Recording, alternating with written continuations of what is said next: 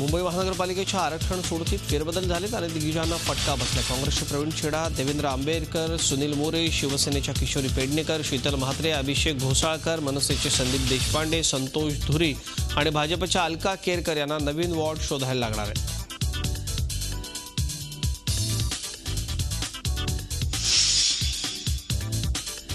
नाशिक शहरामध्ये गेल्या महिन्याभरात डेंग्यूचे 550 संशयित रुग्ण आढळले। त्यामुळे आता शहरात डेंग्यूची उत्पत्ती करणाऱ्या इमारतींवर फौजदारी गुन्हे दाखल करण्यात येणार आहेत। महापालिकेच्या अक्षम्य दुर्लक्षामुळे वाढलेला डेंग्यूचा प्रकोप थोपवण्याकरता आता मलेरिया विभागानं सूत्र हातात घेतले।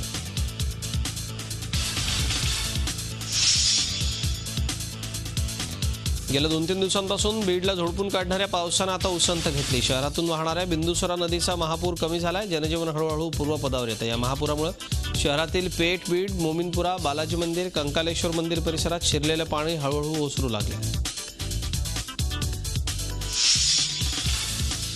लातूरमध्ये विक्रमी पाऊस झालाय आणि जिल्ह्यातल्या नद्या, तलाव, धरणं ओसंडून वाहू लागले। त्याचा फटका थेट शेतकऱ्यांना बसला। जिल्ह्यामध्ये 4.5 लाख हेक्टरवरच्या सोयाबीनचं तर 1.5 लाख हेक्टरवरील तूर, मूग आणि उडीद पिकाचं नुकसान झालं।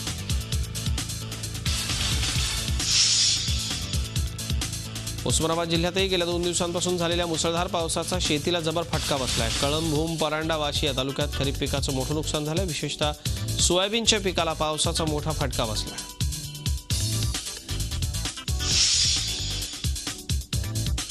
दुष्काळाच्या झळा सोसलेल्या जालना जिल्ह्यातही पावसानं सरासरी ओलांडली। वार्षिक सरासरीच्या 110% जास्त पाऊस जिल्ह्यात झाला।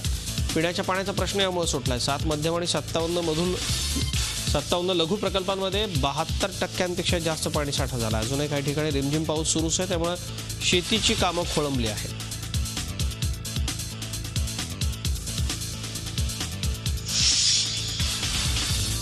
मराठवाड्यात गेल्या 2 दिवसांपासून सुरू असलेल्या पावसानं 12 लोकांचा बळी गेला। तर गेल्या 8 दिवसात 35वर नागरिक दगावले असल्याची माहिती विभागीय आयुक्त उमाकांत दांगट यांनी दिली आहे। बीड, उस्मानाबाद आणि लातूरमध्ये अतिवृष्टीची नोंद झाली। पाणी ओसरल्यावर त्यांचे पंचनामे करण्यात येतील असं विभागीय आयुक्तांनी स्पष्ट केलं आहे।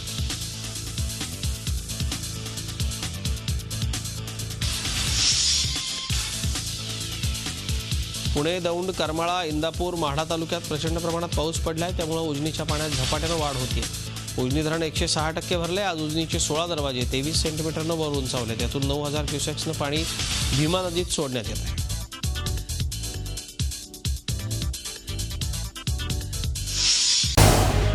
झी 24 तास रहा एक पाऊल पुढे।